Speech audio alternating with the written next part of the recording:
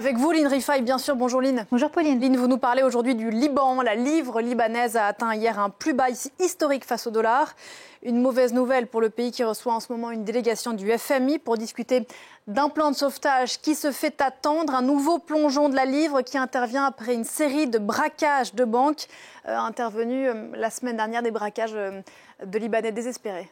Oui Pauline, alors il y a eu la semaine dernière, en l'espace de 48 heures, 7 braquages qui sont intervenus donc entre mercredi et vendredi. Des braquages particuliers car ce sont des Libanais, des clients des banques qui sont venus braquer leur propre banque avec un pistolet factice ou réel à la main.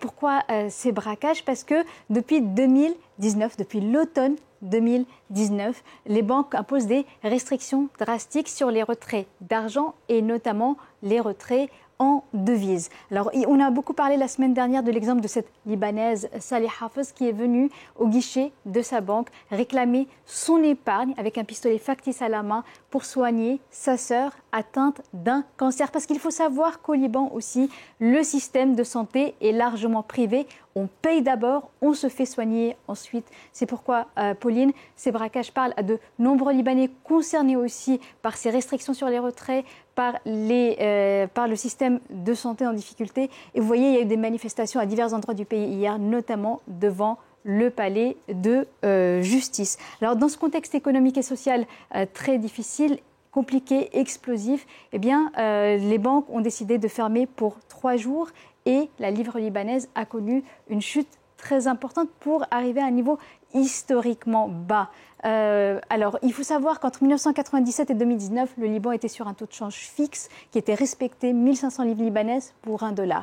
Depuis, même si officiellement le taux de change n'a pas bougé, la livre libanaise sur le marché noir s'est effondrée et hier, on a donc atteint ce plus bas historique, 39 000 livres libanaises pour $1. C'est une chute de plus de 95% sur le marché noir. Il n'y a plus assez de dollars alors que la demande explose, avec notamment, dernier événement en date, l'arrêt des subventions sur les carburants. Et ça, ce n'est pas théorique, Line, il y a des conséquences réelles et très dures pour les Libanais. Des conséquences très dures parce que le Liban importe la plupart, près de 80% des biens de première nécessité, notamment des biens alimentaires. Pour les importer, il faut des devises, il faut des dollars. La conséquence, c'est une inflation très importante pour la population, que subit la population. Une inflation à 3 chiffres. Une inflation qui était l'année dernière en moyenne de 155% et qui devrait cette année être en moyenne autour de 178% selon les estimations de Fitch Solutions. C'est le deuxième niveau le plus haut dans le monde après le Soudan.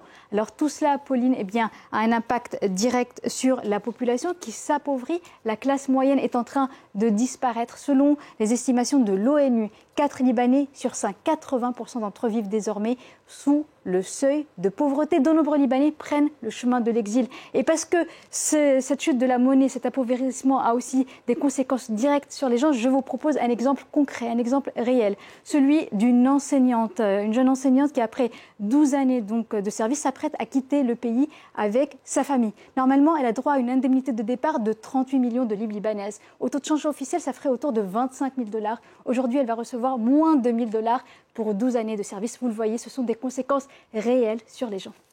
Pour s'en sortir, le Liban espère donc, on en parlait au début de votre chronique, obtenir une aide de la part du FMI. Pour cela, il faut remplir des conditions. Elles ne sont pas remplies. Oui, il y a eu de longues négociations, discussions pendant près de 2 ans. Et puis au mois d'avril dernier, il y a eu un accord préliminaire entre le FMI et le Liban. Mais il y a des conditions contre cela, des conditions pour avoir l'aide du FMI qui devrait être autour de 3 milliards de dollars sur 4 ans. Il faut d'abord voter le budget 2022. On arrive vers la fin de l'année, le budget n'est toujours pas voté. Il faut aussi aménager la loi sur le secret bancaire, faire un audit des comptes de la banque centrale et restructurer la dette du pays. Des réformes structurelles sont aussi demandées pour les retraites et donc le système de l'énergie, etc.